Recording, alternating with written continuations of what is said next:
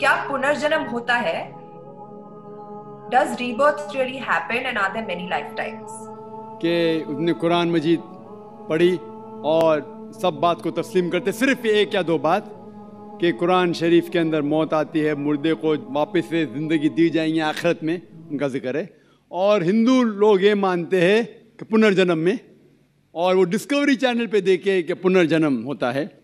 अगर आप देखेंगे सबसे ऊंची किताब हिंदू मज़हब में वेद, अगर आप पढ़ेंगे पुनर की मानी क्या, पुनर संस्कृत में मतलब नेक्स्ट, अगेन, वापस से, और एक, पुनर के मानी नेक्स्ट। तो पुनर्जन्म मतलब नेक्स्ट जिंदगी और एक जिंदगी। अगर आप कुरान शरीफ पढ़ेंगे, कई आयतें हैं कि अल्लाह सुब्हाना व तआला ने आपको जिंदगी दी, पहले आप थे नहीं, फिर जिंदगी दी, इस धरती पे आए, फिर आपको मौत देंगे, फिर आखिरत में उठाया जाएगा। आप जो कर रहे मुर्दों को जान दी जाएंगे आखिरत में, ये हम मानते हैं कि एक बार हम इस धरती पे आते, नेक्स्ट लाइफ इज आखिरत। उसी तरीके से वेद में भी जिक्र है अबाउट पुनर्जन्म, नेक्स्ट लाइफ, सेम हूबहू जिस तरीके से कुरान में लिखा हुआ है। लेकिन आम हिंदू मजहब के जो गुरु है, स्वामी हैं, इन लोग जब ये जानने लगे, एक उनको कठिनाई पेश आई, वो देखने लगे कि कई इंसान जब पैदा होते हैं with congenital defects, heart problem, heart defects, limb problem, कोई अमीर पैदा होता है, कौन गरीब पैदा होता है, तो भगवान ही कैनॉट बी अनजस्ट। भगवान अनजस्ट नहीं हो सकता है कि कोई इंसान को हेल्दी पैदा करता है सेहत के साथ, कोई इंसान को कंजेनाइटल दिल की बीमारी से पैदा करता है, कोई इंसान को अमीर घर में पैदा करता है, कोई इंसान को गरीब घर में। तो भगवान अनजस्ट नहीं हो सकता है, ना इंसाफ नहीं हो सकता। तो ये जो स्वामी लोग हैं, इन लोग ने एक नई चीज निकाली, संस्कारा। हिंदू मजहब में कहते संस्कारा, जो इंग्लिश में कहते हैं cycle of birth and rebirth, transmigration of soul. अंग्रेजी में कहते ट्रांसमाइग्रेशन ऑफ सोल, क्योंकि आप डॉक्टर है, आप जानते होंगे।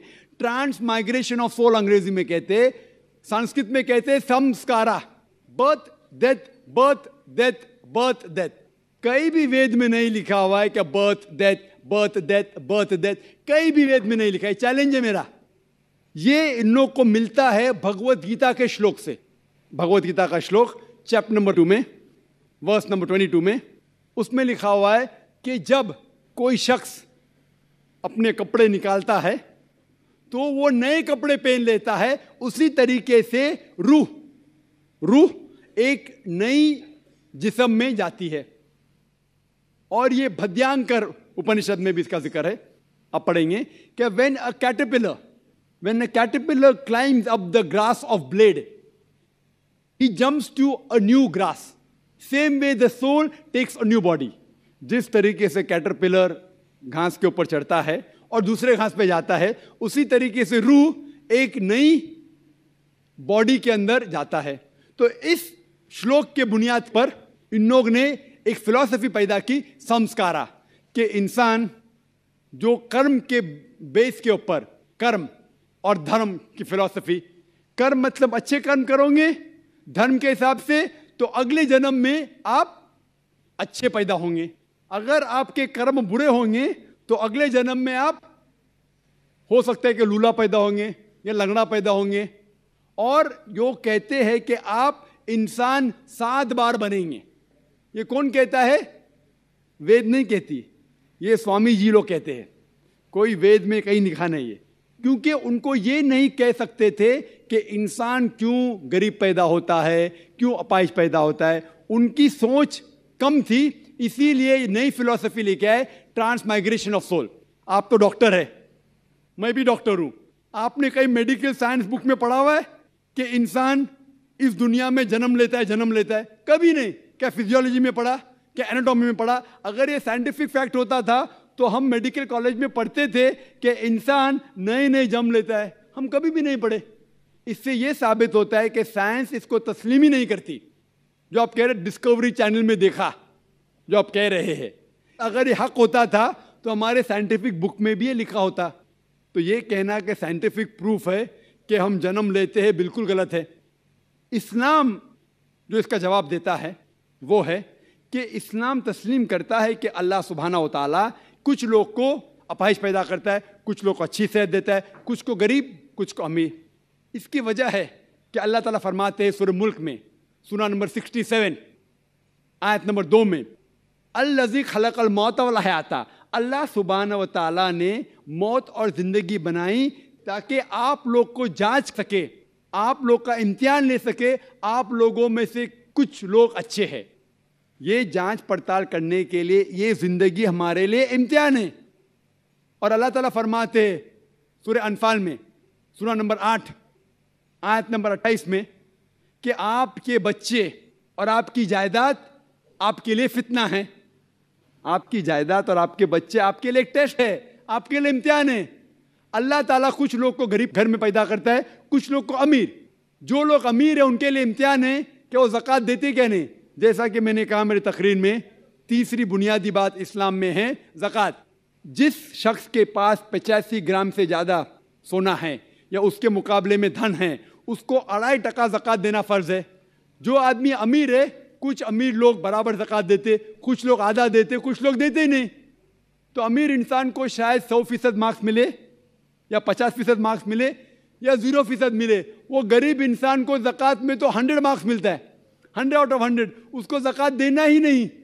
हम कहते रहे बेचारा गरीब इंसान है, लेकिन असल में देखे जाओ तो उसको उस इम्तिहान में, गुर्बत के इम्तिहान में 100% मार्क्स मिले। आप समझ रहे? इसी तरीके से अल्लाह ताला कहते हैं कि आपके बच्चे आपके लिए इम्तिहान है।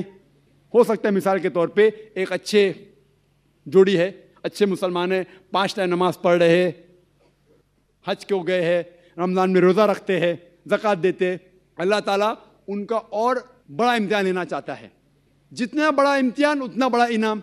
मिसाल के तौर पे अगर आप BA पास करते तो आपको सिर्फ ग्रेजुएशन मिलता है।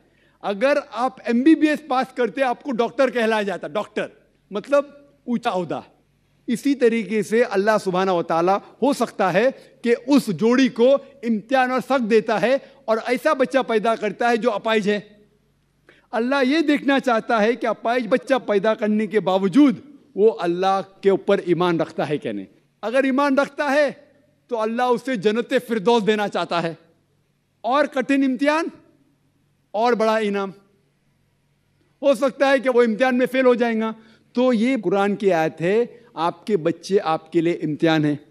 कभी कोई भी अगर कलामिटी आती है, कोई भी आपको नुकसान होता है, इधर वो आपके लिए इम्तिहान है या आपके लिए सज़ा है।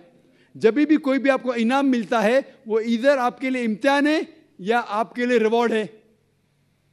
तो इसी तरीके से क्योंकि हिंदू मज़हब के जो स्वामी हैं वो इसको नहीं समझ सके, इसीलिए एक नई फिलॉसफी संस्कारा लेके आए जो बिल्कुल वेद में नहीं लिखी है। वेद बात करता है पुनर्जन्म। पुनर्जन्म मतलब नेक्स्ट लाइफ, जिसका जिक्र कुरान में भी है, आखिरत की जिंदगी।